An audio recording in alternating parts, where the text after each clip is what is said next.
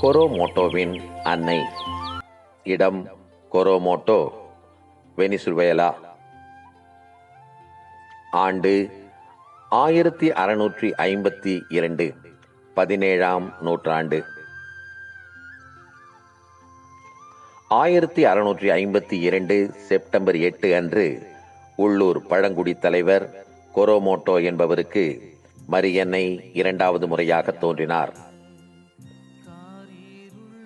காட்சியின் செய்தி: மரியன்னை தலைவரையும் அவரது மக்களையும் திருமுழுக்கு மற்றும் பாவ மன்னிப்பு பெற்று கத்தோலிக்க விசுவாசத்தை தழுவ அழைத்தார். 1651 நிகழ்ந்த முதல் காட்சியில் அந்த தலைவர் தயங்கினார். இரண்டாவது முறை அவரது குடிசையில் தோன்றிய போது அவர் அன்னையை பிடிக்க முயன்றார்.